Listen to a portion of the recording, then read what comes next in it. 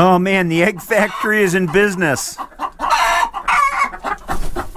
Wow, they make a racket. Hi, I'm Pete, and welcome to Just a Few Acres Farm.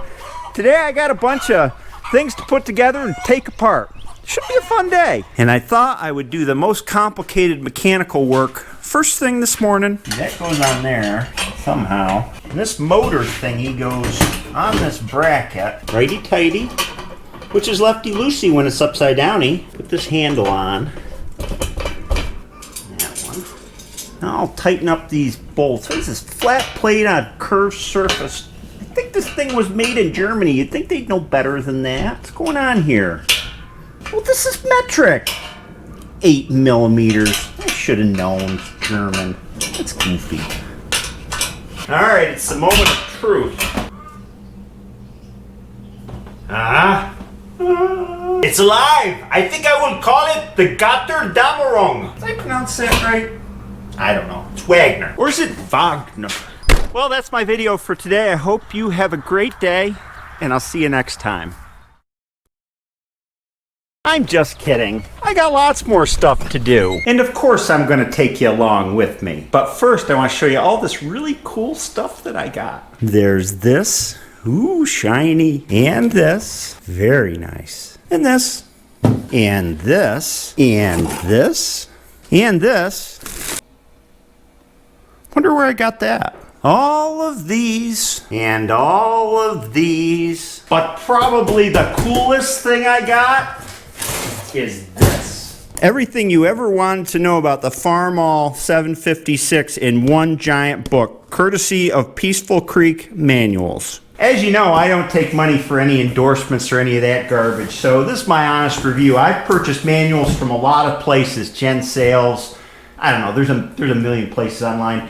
These guys have done the best job at putting everything together under one cover that I have ever seen. This contains an original copy of the owner's manual, which has got all the stuff about maintaining and running the tractor and how everything works. And then the bulk of paperwork after that is the original blue ribbon service manuals, all put together in one place for this tractor, complete with fold-out color diagrams for every subsystem on the tractor, all the mechanics data that you need, and that occupies the major part of the book. And then, let me get to it.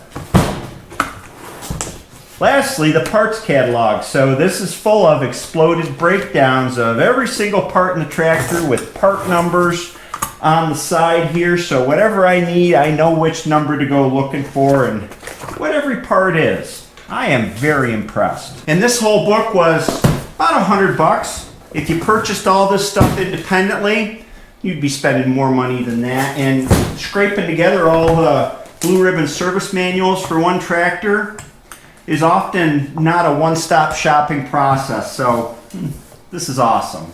And they carry manuals not only for International Harvester, but all the tractor makes. Oh yeah, and that thing I was working on at the beginning of the video, you'll see that later. Good morning, 756. Well, we'll clean this up just a little bit. And I guess if I ever want to move this tractor, I'm going to have to put the steering wheel back on. The new steering wheel. And first I'm going to put on a little bit of grease around here. I never say never, and I never use never sees. The devil's salve is what I call it. I'll take grease any day over that stuff. Yeah. We just tighten it down a little bit. Not gonna be on here forever because I got to replace that boot under there, so it'll come back off sooner or later. I just forgot to order one. Now we can fire up the tractor and pull it over next to the garage.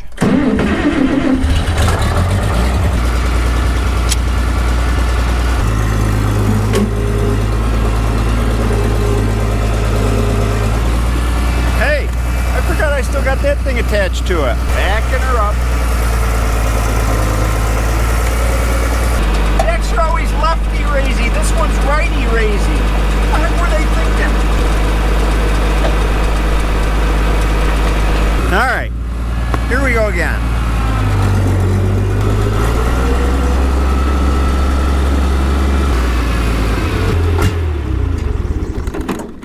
When I buy a new to me tractor, I like to run it for a little while and get a good assessment of what needs fixing. And at this point, I know what needs fixing on this tractor, at least to begin with. The steering wheel was not a priority item, but I replaced it. The throttle lever needs to be taken apart and tightened up and a new friction disc put on. You can see where the pin's worn and wallowed out the hole here. You just drill it out and put a bigger pin in. The temperature gauge doesn't work, and I suspect that this temperature gauge down here was hooked up afterwards. We'll find out. The parking brake here, which is really not a brake, it's supposed to engage a pawl in the transmission. It doesn't work. That's down the road. Air filter indicator doesn't work. Not a big deal. Ether button is missing. Again, not a big deal. The linkage between the main clutch and the torque amplifier needs adjustment. In other words, when I go to put it into a range, the gear grinds a little bit unless I leave the clutch in for quite a while, and that indicates that the relationship between the torque amplifier and the main clutch needs to be adjusted through the linkages. Needs a new seat, but again, not a priority. The valve cover gasket up in here leaks very badly. In fact, to such an extent when the fan's blowing air over the engine, it's blowing oil back onto the bell housing here, and it actually drips onto the ground. Belts and hoses are in pretty good shape. They don't look that old, so I'm good to go there. The oil and fuel filters have the date and the hours written on them, which I always appreciate. This tractor has about 100 hours on this set of filters, but they were changed 2 years ago. So it needs an oil change, new oil filter, needs new fuel filters. I got a new transmission filter for it. I got a new set of air filters for it. And I'm going to leave the transmission fluid in it that it has and just change the filter, because I don't know if you've looked at the price of Hytran lately, but it cost me in the realm of $300 to replace the fluid in this tractor. If it was a hydro, I'd probably do it. I think here it's just fine to run it a little bit longer on what it's got. Rear tires, they're probably going to need to be replaced. It's not so much the tread wear that bothers me as this sort of thing, but that's the only one of these I see on this tire. Otherwise, it's just got some surface cracking on it. Tires are a huge investment, so that's going to wait a while. I'd like to put bigger front tires on it, wider front tires. They'll probably wait as well. And of course, it needs a logo on the front grille. Just can't live with that missing. And while I'm in here to replace the valve cover gasket, something I always do when I get a tractor, the valve lash needs to be adjusted. I'm going to have the valve cover off, so we'll take care of that. We'll go ahead and take these side panels off. And the muffler clamp. This is about the one thing I find penetrating oil to be good for, is lubricating the threads after the nut, after you break the nut. Helps it go smoother. There we go. Now I can take the hood off. See what we're dealing with here.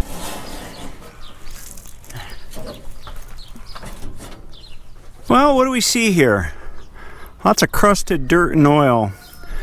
This is one thing I was curious about. This is a temperature sender for the temperature gauge on the dash, and if you follow this line down and through, it actually winds up going to this gauge that's mounted here and not up to the original gauge. So probably that gauge needs to be replaced. So I'll put that on the parts list. They really aren't easily repairable. They can be repaired, and there's places that repair them, but I'll probably just wind up getting a new one with the fuel gauge included.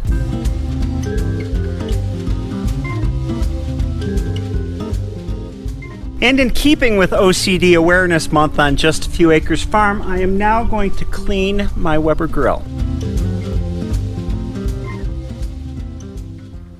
While everything is drying off, we're going to take care of the most important things. And of course, this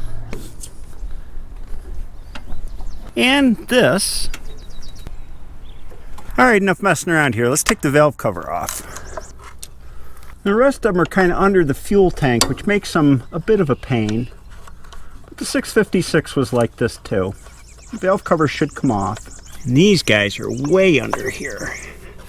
Get the second one here.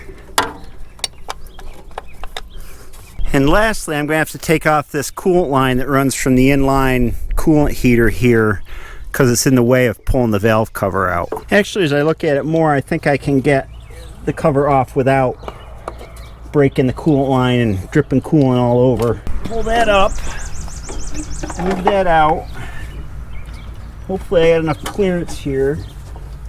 You're a pain. Well, I'm going to have to say nope to that operation and take off the shield below the fuel tank. Now it'll give me some extra clearance to get the cover off. All right, this shield should pull out.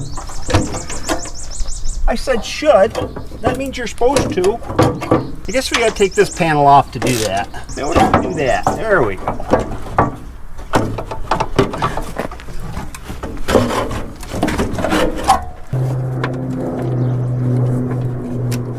I broke that line. It doesn't seem like there's any other way. Luckily there wasn't much antifreeze running out of there. That ain't working either, so I'm gonna have to loosen up the air cleaner and get that out of the way. Oh, Pete, it's Sunday. You can do the things that you enjoy doing. Oh man. That's it, I'm taking this tractor back. I wonder if they take returns.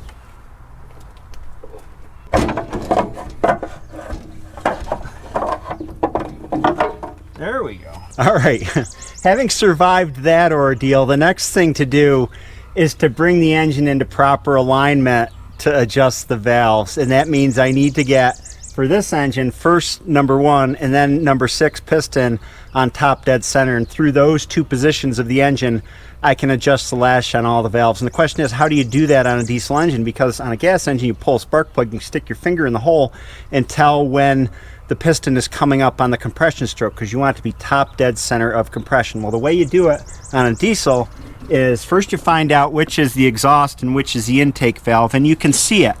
This is the exhaust manifold over here. This is the water coolant manifold here, but underneath it's the exhaust manifold, and you can see that it lines up with this front valve here. So that's the exhaust valve. And then if you look on the other side, you can see the intake manifold. Here's the pipe that comes from the air cleaner, the intake manifold, and that end of the intake manifold corresponds to this valve here. So I know I have exhaust valve and intake valve. Then all you have to do is think through the 4 strokes of an engine cycle. So what I'm looking for is the compression stroke, and right before the compression stroke you have the intake stroke, where the piston's coming down and the intake valve is open and it's filling with air. When that intake valve closes and the piston starts coming up, but the exhaust valve does not open, so both valves are closed at that point, I know I'm in the compression stroke. And once I get the valves to the compression stroke, there's a pointer right in there on the front cover of the engine, and there's a marker right there for top dead center. I line them all up and I am on top dead center, and then I can adjust the valve lash. And this engine, just like every other engine I've worked on, rotates clockwise when you're looking at it from the front. So I can hand turn this engine by putting some tension on the belt and turning the fan, and I can see right now that the exhaust valve is closing and the intake valve is opening. See, it's going down. Piston's going down and sucking air in. Intake valve closing. Both valves staying closed. So now I know I'm on the compression stroke. Now that I know I'm on the compression stroke, I gotta line up the pointer. Look for it coming around here. I'm gonna go ahead and put you right in here. You can see the pointer's lined up with dead center, the mark on the crankshaft pulley. And now it's pretty simple. I have this chart in the manual that says with number 1 piston at top dead center, these are the valves that I can adjust at that, and then number 6 piston top dead center, I can adjust the rest of the valves. So we'll just go through them 1 and 2. So we go with the valve numbers 1, 2, 4, 5, 6, 7, 8, 9 and adjust those. You can see we've got valve lash here. It's supposed to be 12 thousandths hot, and hot is anything over 60 degrees. That one's a little bit loose. That one's a little bit loose. So I'm glad that at least doing all that work, there's something that needs adjustment. If they didn't need adjustment, I'd feel like I'd wasted a lot of work. Oh, it looks like Hercules tightened these. That makes it fun. Just till you got a slight resistance to the pull. And then tighten it back up and check it again. That is good. All right, I went all the way through the valves. 1, 2, 4, 5, 6, 7, 8, 9. They all required a little bit of tightening. And now I can turn the engine to number 6 top dead center, which should be 1 full revolution off of number 1 top dead center, if it's like every other engine. And there we go. A quick check is just to make sure you've got valve lash, and that means you're where you need to be. At least it's one check anyway. Yep, right down the line. So this time we start with valve number 3. That's quite loose. Tighten it up. And on down the line. Now the next job is to take off this old valve cover gasket, and if I'm lucky, it'll just come off without scraping. Yeah, I am lucky. Well, at least one thing's easy. You gotta be pretty meticulous about cleaning up this gasket surface, or else I'm just gonna have another leaking gasket. So this is gonna take me a little bit of time to get all this cleaned off, and then I'll probably go over it with a little lacquer thinner to make sure I have a nice sparkly clean surface. Got all wrapped up in my work, and I almost forgot the most important job of the day. There we go. Right, chickens? It's like the chicken spa out here. They're all taking dust baths, getting facials. Yeah, look at that dust. All right, next we'll get this valve cover cleaned up. And there we go. All nice and clean. All right, here's how I like to do valve cover gaskets. Of course, everybody's got an opinion, but this is the way that works best for me. I put gasket sealer on one side. This is high tack. And I've cleaned up the mating surface on the head, and then I rubbed it down with acetone to make sure that it was as clean as can be on a dirty old engine. And I lay the gasket sealed side of the valve cover gasket down onto the head, like so. Get everything lined up in here. So many of these leak. It's so important to be conscientious about them. I don't think I've ever bought a tractor that didn't have a leaking head or valve cover gasket. I always fix them, and they hold good. And the idea, of course, of doing the valve cover gasket this way is you make a little dam on the top surface of the head with the gasket and the gasket sealer, so that if oil runs against the gasket, it's less likely to blow through the gasket. Next, I'll put a couple of these bolts in to align everything. Now I know I got the valve cover in the right spot, so I can go around before the gasket sealer sets up and make sure I've got the gasket aligned underneath the valve cover. We just want to make sure that the gasket is where it needs to be. Now, it looks like it is. Now, since this is a cork gasket, you don't want to tighten it down too much. It's kind of a feel thing, or else you'll crush the cork and it'll smush out of the way, and then you'll be done for. Now, at this point, since we're over the hump, I want to point out one of the most important features of this tractor. You know you've hit the big time when your tractor has a horn on it. It's a Delco Remy horn. Good stuff. All right, let's get this back together. First, the pain in the butt air cleaner goes back on. Okay, it's time. What I have here is a giant chicken. It is 6 pounds. And I'm going to stick this doohickey into the chicken and through it. This is a new rub we've been using, and let me tell you, it is good stuff on chicken. You can't have too much rub. Maybe you can have too much rub. I don't know. Dump the coals, spread them out a little bit. Stick the chicken on. Never done this before. We'll see how it works. The air cleaner is on, but before I go any further, I want to make sure that the tractor starts and runs okay. That's always a good idea. We let it run for a while and then check for leaks on the valve cover gasket. Let's take a look.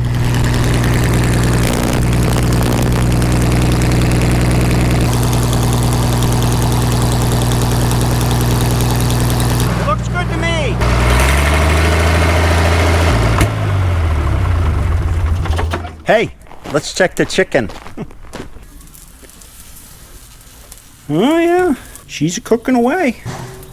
Like the color. It's getting late. It's about 5:30 and my chicken's cooking away. I will show you that when it's done, but I think I'm going to quit on this for the day and actually leave the hood off, because I'd like to go through and properly degrease the engine, get all the crud out of there, with the main point being if something leaks, you can see when it leaks if the engine is clean. So that's degreaser and a garden hose and multiple applications, which hopefully I'll get to tomorrow if it doesn't rain too much. I don't know, rain's in the forecast. I'm sorry I couldn't get it all done today. I still got all the fluids to do and lots of other stuff. Maybe I'll continue it in the next video. But in the meantime, let's get dinner ready. Yes, it's raining. You can hear it on the roof. My chicken is done. Well, we have to give her the official taste test, right? Time-honored tradition. It's very good. Nice and moist. This method of cooking chicken was substantially more trouble than my usual method, which is to just lay it on its back in the Weber and use indirect heat. But it was a good experiment to try, and my family will enjoy the results if I don't eat it all out here. So it's time for me to close this video, and I have to say it didn't turn out the way that I planned. I like to mix things up on the farm day videos, but in real life you get wrapped up in one thing sometimes for the day, and once I got into that tractor I wound up spending the whole day into it. Hillary had to do my afternoon chores because I had to get it buttoned back up before it rained so I could pull it back into the barn, and there isn't really real life to show, you know, oh, it's this with the animals and then that with mechanical and then doing some other things. Some days are like this where I get up and I focus on trying to get one thing done. I was a little frustrated that I didn't get as much done as I wanted on the 756, but there will be more time to do that tomorrow if it's not raining, or the next day, and I'll get it done. So anyway, I hope this video was entertaining despite all that. I try to make every video entertaining regardless of the subject matter. I hope you have a great day. I hope your week's going all right. I'll be back again later this week with another video. Have a great day, and I'll see you next time. I'm going in to eat.